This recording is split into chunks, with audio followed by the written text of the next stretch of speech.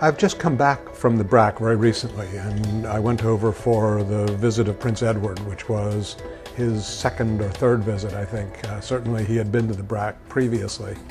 I think he and I were both very concerned about the level of destruction that continues to exist in the Brac.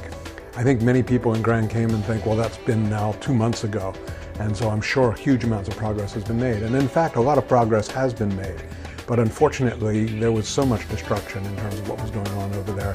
I think what we're finding is that people are still living in very temporary accommodation. Trailer homes have been set up. It's very much like Grand Cayman 2 months after Ivan. That's why the National Recovery Fund continues to raise awareness about the post-Paloma state of Cayman Brac.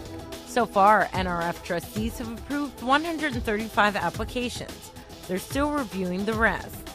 Although it's at times a slow process, progress is being made. What we're doing in the first instance is the drying in phase.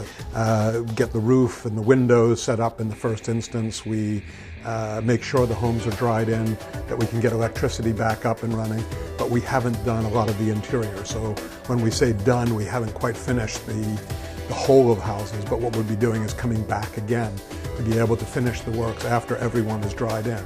Now, obviously, in the case of rebuilds, and there are a large number of total rebuilds, we don't have a final number yet because we have to assess whether it's easier or less expensive to be able to rebuild than it is to repair some of the homes. In those cases, we will try and get those through the planning processes as quickly as possible. We've had a great response from the private sector. Altogether, we've been able to raise about $1.4 million. Our estimate at the moment, and I have to say it is only an estimate because we haven't done all the assessments of all the houses yet, is about $4 million to be able to do all the properties on the Brac.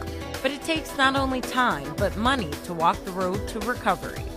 We have someone there that's there all weekdays, and he's working as our site inspector. He's doing both the inspections and the estimates of what's there, as well as the supervision. Our project manager is working very hard in trying to be in 2 places at once.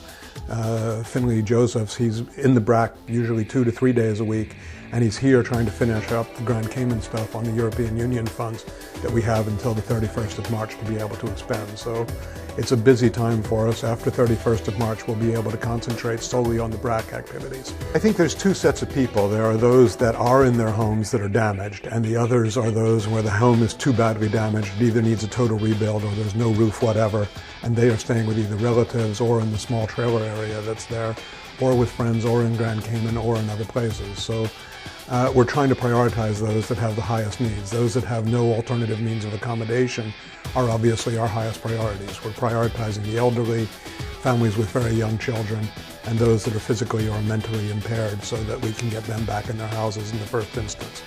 Those that can help themselves in some way, where we can just supply materials and they can get their own workers or do the work themselves, we'll also prioritize, as long as we don't have to be there to do the project management and the construction itself. But I think what's been happening in the Brac, as we get further and further away and people realize that recovery is on the way, they're becoming obviously anxious to have the work done as soon as possible, and everybody wants it done immediately.